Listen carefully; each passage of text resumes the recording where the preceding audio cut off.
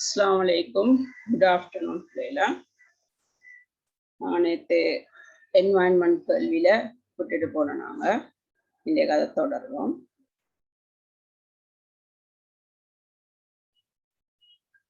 முப்பத்தி ஆறாவது கேள்வி நாம பார்த்துட்டோம். இதை பார்க்க வேண்டியது 37வது கேள்வி.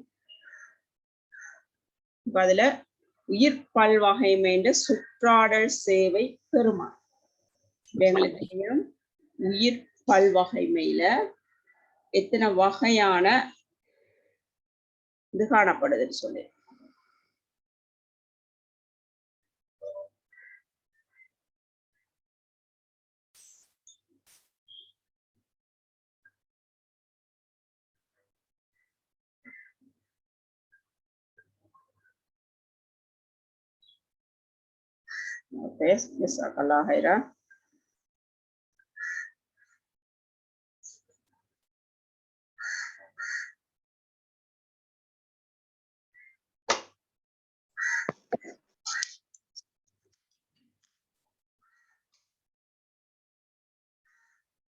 அப்ப இதுல நாங்க பாக்குறோம் உயிர் பல்வகைமையில பிரதானமா எங்களுக்கு 3 வகைகள் பார்ப்போம். ஒன்று பாரம்பரிய பல்வகைமை, இனப்பல்வகைமை, சூழற்றொகுதி பல்வகைமை என்று சொல்லி 3 வகையான கூறுகள் காணப்படும். அதுல இந்த உயிர் பல்வகைமை ஏன் முக்கியத்துவம்ன்றதுல எங்களுக்கு அதுல ஒரு முக்கியத்துவம் சுற்றாடல் சேவை பெருமானத்தை எங்களுக்கு இந்த உயிர் பல்வகம கூறுகள் கொண்டிருக்கு. அடுத்ததான் நாங்க பார்த்தோம்னு சொன்னா அதுல எங்களுக்கு அது மட்டும் இல்லாம அழகியல் பெருமானம், ஒழுக்கவியல் பெருமானம்,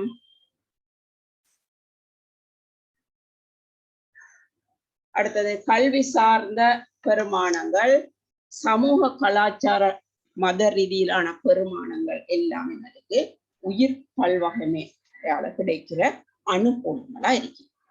அதுல சுற்றாடல் சேவை பெருமானமா எங்களுக்கு வாரது உள்ள ஒன்றுதான் இந்த காலநிலையை சீராக்கல், நிலநீரை மீளற்றல், நீரை சுத்திகரித்தல், மண் அரிப்பை தடுத்தல் எல்லாம் சுற்றாடல் சேவை பெருமானமா வரும்.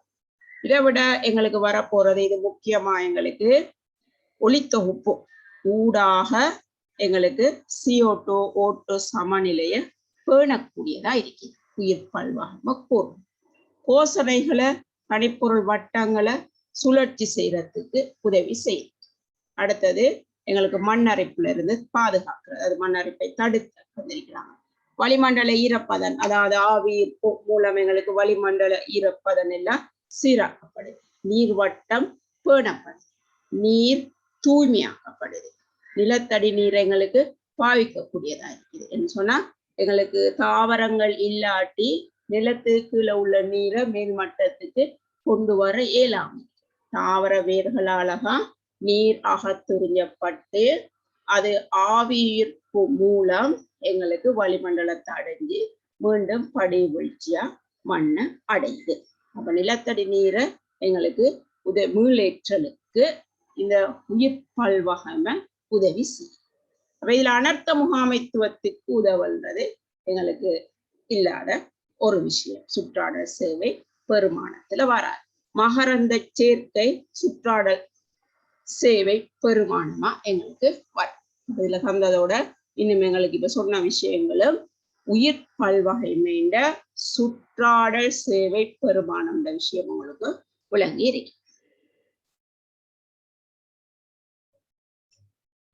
அடுத்த கேள்விக்கு நான் சொன்னா பூகோள வெப்பமுறை.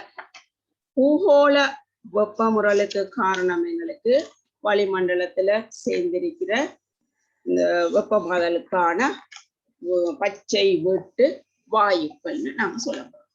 அப்ப அந்த பச்சை வீட்டு வாயுக்கள் வளிமண்டலத்துக்கு என்ன முறை மூலம் சேர்க்கப்படுது, எது பச்சை வீட்டு வாயுக்கள்ன்றது உங்களுக்கு தெரிஞ்சிருக்கு. இப்ப நான் இந்த கேள்வியில நான் பார்த்தோம்னு சொன்னா பூகோள வெப்பமாதலுக்கு ஓசோன் படை வரிதாக்கம் முதலாக தந்திருக்காங்க. ஓசோன் படை வரிதாக்கம் அடையும் போது எங்களுக்கு ஓசோன் கதிர்வீச்சுகள் சமுத்திரத்துல எங்களுக்கு பைட்டோபிளாஸ்மா, அதாவது தாவர பிளாந்தன்களை பெருமளவுல அழிக்கும். ஓசோன் படை.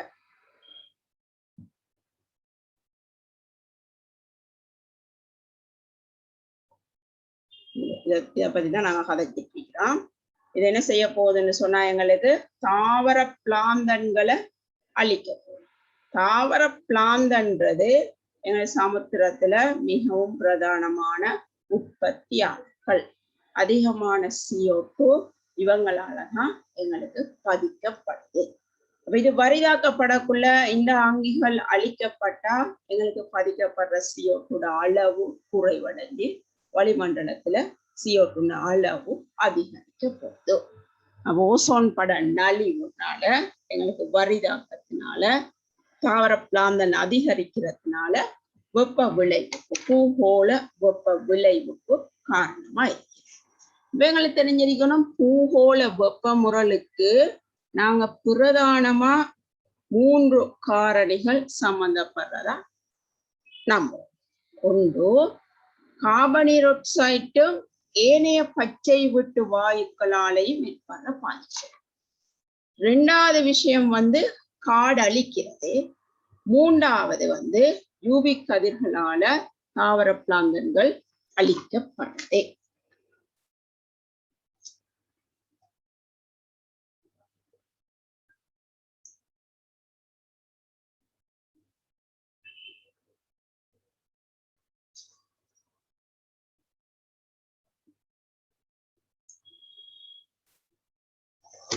எங்கட பூகோள வெப்பமாதல். பூகோள வெப்பமாதல் இதுக்கு முதலாவது காரணம் CO2 ஏனைய பச்சை விட்டு வாயுக்கள்.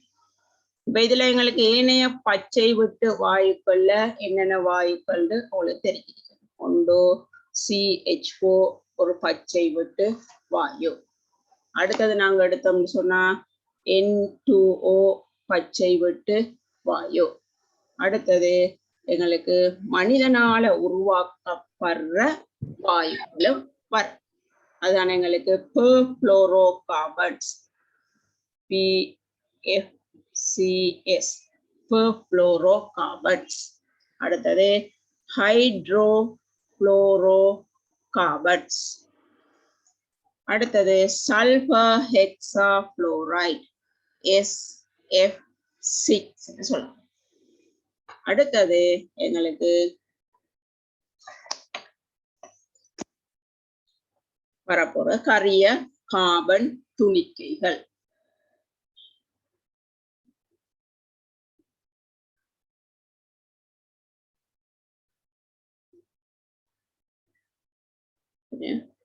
கரிய கார்பன் துணிக்கைகள்.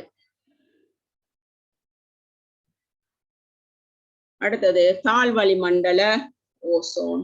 அடுத்தது CO, N2O, அதாவது நைதரசண்ட ஒட்சைட்டுகள், NO2. அடுத்தது அது வராது. அடுத்தது இது நீராவி. அடுத்தது NM காற்று நுண் குமிழாக்கிகள். அடுத்தது நான் மெத்தைல் volatile compounds. அடுத்தது பார்த்தோம் சொன்னா ஏரோசோல்ஸ், காற்று நுண் குமிழாக்கிகள். இவங்க எல்லாருமே எங்களுக்கு இதுல உதவி செய்ய போறாங்க. அதாவது பச்சை விட்டு வாயுக்களா இருக்குது. இது எல்லாம் பூகோள வெப்பமாதல்ல பங்களிப்பு செய்யறாங்க. 2வது விஷயம் எங்களுக்கு பூகோள வெப்பமாதல்ல பங்களிப்பு செய்யறது காடல்.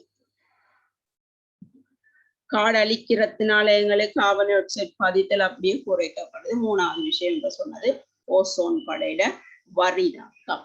அதன் மூலம் தாவர பிளாந்தன் அழிக்கப்படுறதுனால எங்களுக்கு CO2 பதிக்கப்படுறது குறைஞ்சி வளிமண்டலத்துல CO2 அளவு அதிகரிக்கப்படுது.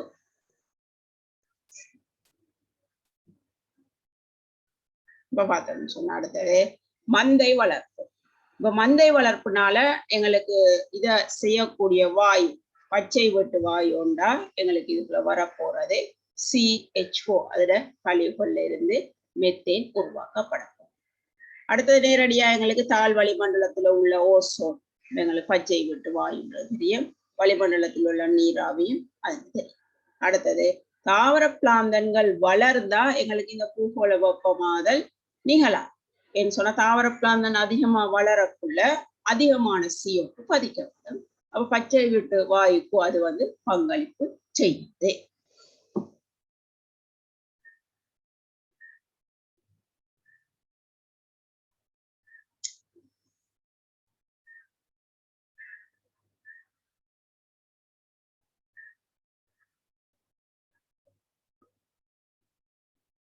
அடுத்த கேள்வி, அடுத்த யூனிட்டுக்குரிய எங்களோட மைக்ரோபயாலஜி கேள்வி. ஆய்வுகூடத்துல நுண்ணங்கிகளை வளர்க்கறதுக்கு பயன்படுத்துற வளர்ப்பூடகங்கள். இப்ப நாங்க நுண்ணங்கிகளை ஆய்வுகூடத்துல கற்கிறதுக்காக வளர்க்கிற ஒரு ஊடகம் தான் வளர்ப்பூடகம். இது நுண்ணங்கிகளுக்கு தேவையான போஷண பதார்த்தங்களை வழங்கக்கூடியதா இருக்கும். அப்படி இருந்தாலும் எங்களுக்கு எல்லா நுண்ணங்கிகளையும் ஆய்வுகூடத்துல எங்களுக்கு வளர்க்க இயலாம். சில பெரும்பாலான நுண்ணங்கிகளை எங்களுக்கு வளர்க்கலாம். இப்ப அதை பத்தி என்னன்னு பார்ப்போம். வளர்ப்பூடகங்கள்ல பொதுவா நாங்க பாக்டீரியாக்களை ஒரு வளர்ப்பூடகத்துல வளர்ப்போம், இவங்களை பங்கஸுக்களை ஒரு வளர்ப்பூடகத்துல வளர்ப்போம். அப்ப அந்த வளர்ப்பூடகத்துல நாங்க அவங்கள கல்ச்சர் பண்ணிட்டு அதை சமுதாயம் எல்லாம் அவதானிக்கிறதுக்காக ஊடகத்தை நாங்க கட்டிப்படுத்தும். ஒரு குறைதிண்ம நிலை ஜெலி மாதிரி எங்களுக்கு வரும். அப்படி ஊடகத்தை திண்மமாக்குறதுக்காக பயன்படுத்தப்படுற பதார்த்தம் தான் எங்களுக்கு ஏகார். இவரால எங்களுக்கு வளர்ப்புடகத்துல pH நுண்ணங்கிக்கான போசனையோ ஏகார் வழங்காது. ஏகார் ஊடகத்தை திண்மமாக்குற ஒரு பதார்த்தமா இருக்கு. நான் டைவர்சிட்டியில படிச்சிருக்கிறோம் ஜெலிடியம், சிவப்பல்கா, ரெட் அல்காவில இருந்து இந்த ஏகார் பிரிச்செடுக்கப்படுது. அடுத்தது பாருங்க, ஃபங்கஸ் பாக்டீரியா ரெண்டையும் நாங்க வேற வேற ஊடகத்துல வளர்க்கிறோம்னு சொல்றோம்.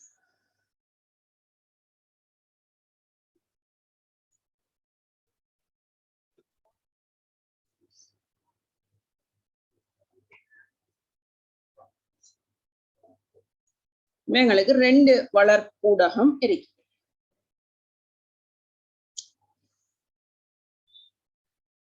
ஒன்று எண்ணெய் ஊடகம், அதாவது நியூட்ரியன் ஏகார்னு சொல்லுவோம், போசனை ஏகார் ஊடகம்.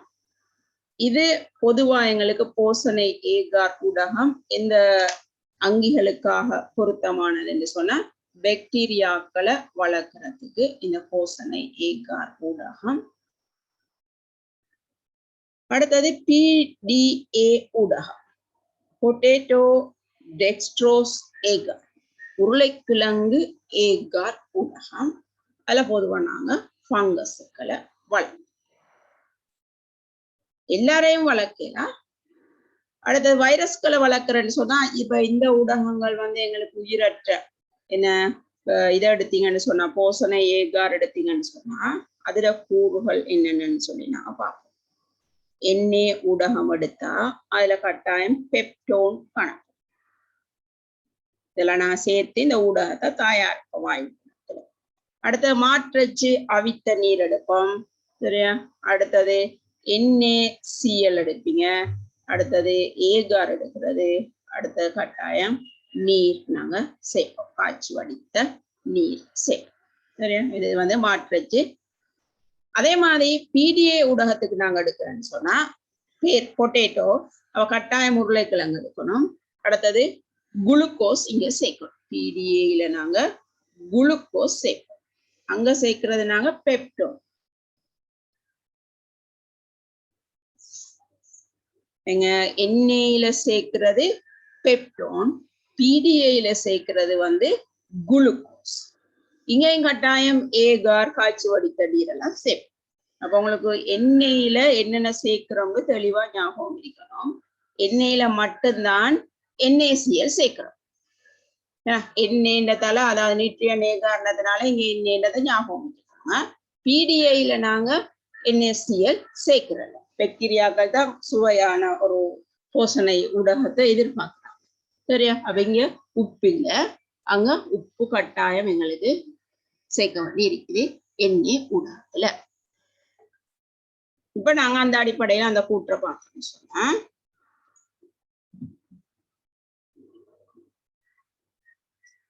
பங்கசுக்களை வளர்ப்பூடகங்களை தயாரிக்க பொதுவாக குளுக்கோஸ் பயன்படுத்தும். உருளைக்கிழங்கு அங்க குளுக்கோஸும் இருக்குது. பாக்டீரியா வளர்ப்புடகங்களை உருளைக்கிழங்கு பயன்படுத்தல, எங்களுக்கு மாற்றிறைச்சி சாறை பயன்படுத்தி பாக்டீரியா வளர்ப்புடகங்களை தயாரிக்கிறோம். எந்த நுண்ணங்கியும் வளர்ப்புடகத்தை எல்லா நுண்ணங்கியும் வளர்க்க இயலாது. எங்களுக்கு வளர்க்கக்கூடியதை மாத்திரம் எங்களுக்கு வளர்க்கலாம். எல்லா வளர்ப்பூடகங்கள்லையும் இது சேர்க்கப்படாது. இதுல மட்டும் சேர்க்கிறாங்க எங்களுக்கு எண்ணெயில தான் சோடியம் குளோரைட் சேர்க்கப்படுது. சரியா? அப்பங்க இந்த கூற்றுகளால இதுகள் பிழைக்குது.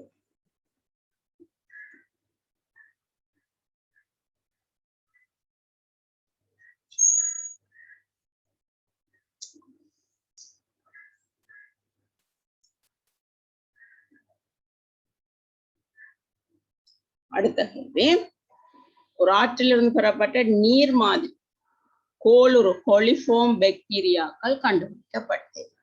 இந்த கொலிஃபோம் பாக்டீரியாக்களால நீர் மாதிரி இது பட்டிருந்தா எங்களுக்கு தெரியும், அந்த நீர் வந்து மனித மலத்தால அழுக்காக்கள் நடந்து, அப்ப எங்களோட குடலுக்குரிய ஏனைய பாக்டீரியாக்களும் அந்த நீர்ல காணப்படலாம். அந்த நீரை நாங்க அருந்துற நேரம் நீரால பரவக்கூடிய குறிப்பிட்ட நோய்களை எல்லாம் எங்களை தாக்கும். அப்ப அப்படி தாக்குற நோய் தான் நெருப்பு காய்ச்சல், வாந்தி பேதி, வயிற்று வலி, ஈர்ப்பு வலி அப்படி எங்களுக்கு நீரால பரவுற நோய் இல்லை. நீரால பரவுற நோய், இப்ப ஒவ்வொரு நோய்களும் எங்களுக்கு எந்த மூலத்தால பரவுது, எந்த வாயிலாக எங்களோட உடலுக்குள்ள புகுன்றது இருக்கு. இதுல இந்த இதுகள் வந்து எங்களுக்கு உணவு நீர் மூலம் உள்ளுக்கு எடுக்காம எங்களோட உடல்ல படுறதுனால வயிற்றுளைவோ வாந்தி பேதியோ வரா. அதை நாங்க உணவின் மூலமோ நீர் மூலமோ நீரோட உள்ளுக்கு எடுக்கக்குள்ள மாத்திரம்தான் இந்த நோய்கள் ஏற்படும். அப்படி இங்க ஈர்ப்பு வலி டெட்டனஸ் வந்து அப்படி எங்களுக்கு ஏற்படாது. அடுத்தது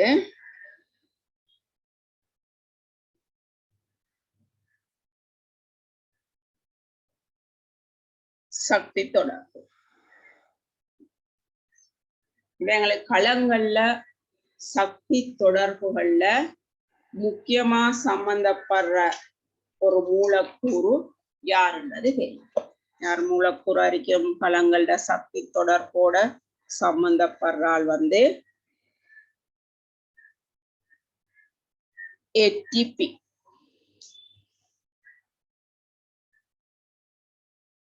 ATP மூலக்கூறு. இந்த ATP மூலக்கூறு எங்களுக்கு 3 முறையா உருவாக்கப்படும்.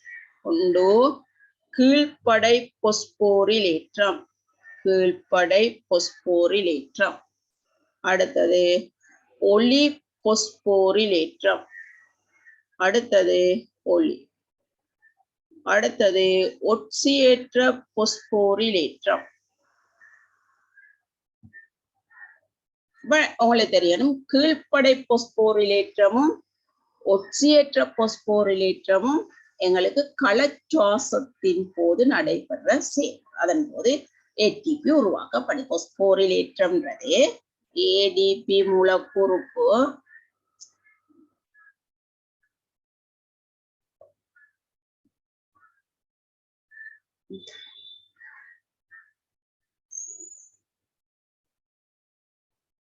ADPக்கு ஒரு பாஸ்பேட் கூட்டம் ஏற்றப்படுது. ஏற்றப்பட்டு ATP உருவாக்கப்படும்.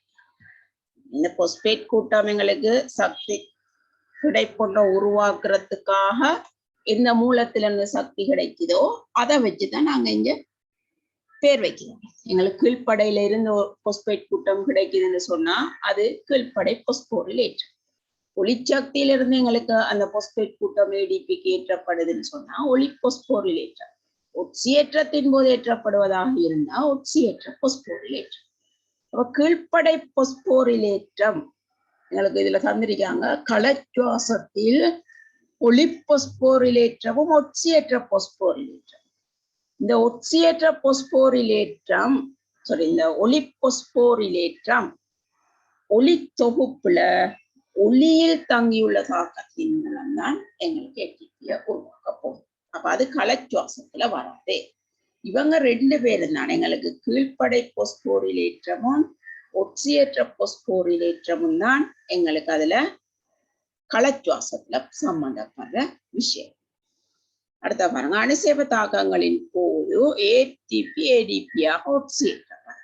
இங்க நாங்க ஒட்சியேற்றல் தாழ்த்தல் கதைக்கு பொஸ்போரிலேற்றம் ஏடிபிக்கு அசேதர பொஸ்பேட் ஒன்று போட்டிருக்கோம். PI இன்ஆர்கானிக் பொஸ்பேட் சேர்க்கப்படுறதுனால ஏடிபி சேர்க்கப்படுது. இங்க நாங்க இலத்திரன் இடமாற்றம் பத்தி இதுக்குள்ள கதைக்கிறது. அதனால இதை ஒட்சியேற்றல் தாழ்த்தல் விஷயத்தை சம்பந்தப்படுத்தாம இப்படிதான் நாங்க எழுதுறோம்.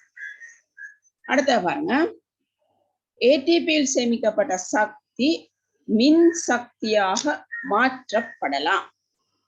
ஏடிபியில் இருக்கிற சக்தி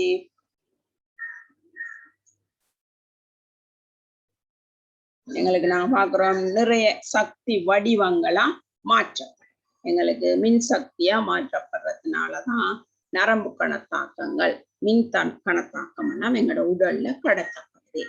பொறிமுறை சக்தியா மாற்றப்படுது. அதனால எங்களோட தசைகள் சுருங்கக்கூடியதா காணப்படும்.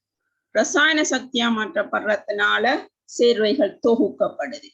வெப்ப சக்தியா மாற்றப்பட மூலம் உடல் வெப்பநிலை சீராக்கப்படுது. ஒளிச்சக்தியா உயிரியல் ஒளிர்வுல எங்களுக்கு பயன்படுது. அப்ப இதெல்லாம் ஏடிபின சக்தி வடிவம். அதாவது ஏடிபின சக்தி அகில சக்தி காவி அந்த மூலக்கூறுல உள்ள சக்தியை மட்டும்தான் உயிர்கலத்துக்கு பயன்படுத்தலாம். அது வேற வேற வடிவங்கள்ல எங்களுக்கு பயன்படுத்தப்படுது. அடுத்த டி கூட்ட பார்த்தோம்னு சொன்னா கீழ்ப்படை பொஸ்போரிலேற்றம் கிரப்பின் வட்டத்தில் நடைபெறும். கிரப்பின் வட்டத்துல எங்களுக்கு கீழ்ப்படை பொஸ்போரிலேற்றம். கிளைகோ பகுப்புலயம் களச்சுவாசத்துல 3 படிகள் இருக்குது. களச்சுவாசம்,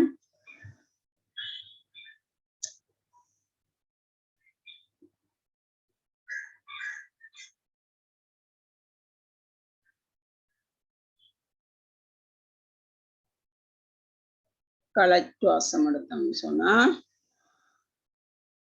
1 கிளைகோ பகுப்பு, 2 கிரப்பின் வட்டம், 3 அடுத்தது ஒட்சியேற்ற பொஸ்போரிலேற்றம். இதுல இந்த 2லயும் எங்களுக்கு கீழ்ப்படையில இருந்துதான் பொஸ்பேட் கூட்டம் ஏடிபிக்கு இடமாற்றப்படுறதுனால அதை நாங்க சொல்றது கீழ்ப்படை பொஸ்போரிலேற்றம். இங்கேயே ஏடிபி தொகுக்கப்பட போதும். ஆக கிளைகோ பகுப்புல எங்களுக்கு தேறியதா 2 ஏடிபி வரும். கிரப்பின் வட்டத்திலையும் 2 ஏடிபி வரும். ஆனா ஒட்சியேற்ற பொஸ்போரிலேற்றம் அதாவது கிளைகோ பகுப்பு கிரப்பின் வட்டம் மூலமெல்லாம் எங்களுக்கு NADH FADH உருவாக்கப்படும். இந்த மூலக்கூறுகள் ஒட்சியேற்றப்பட்டு ஏடிபி உருவாக்கப்படும். இப்படியான ஒட்சியேற்றம் மூலம் எங்களுக்கு மிக அதிகமான ஏடிபி உருவாக்கப்படுது. அது நடக்க போறது இலைமணி உள் மென்சவ்ல. அப்ப உங்களுக்கு இங்க சொல்லப்பட்டிருக்கிறது கிரப்பின் வட்ட தாக்கத்துல கீழ்ப்படை பொஸ்போரிலேற்றம் சொல்லிட்டாங்க. அது சரி. அடுத்தது எல்லா அணுசேப தாக்கங்களும் சக்தியை விடுவிக்கும். இப்ப உங்களுக்கு விளங்கிருக்க அணுசேபம்ன்றது 2 விஷயத்தில் உள்ளடக்கின விஷயம்.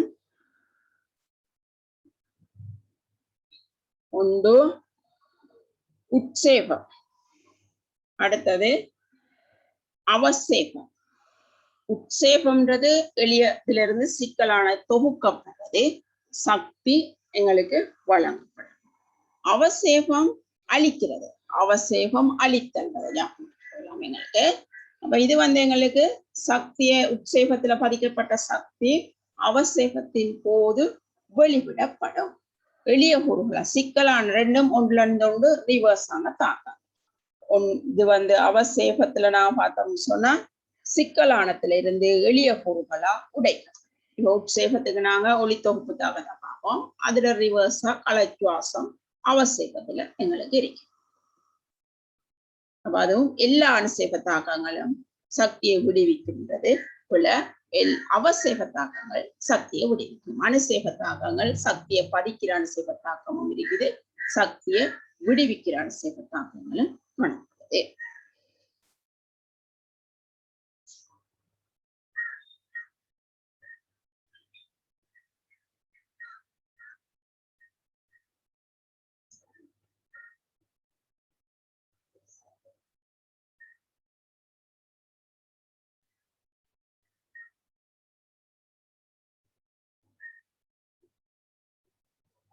அடுத்தது எங்கட 3வது யூனிட் கேள்வி.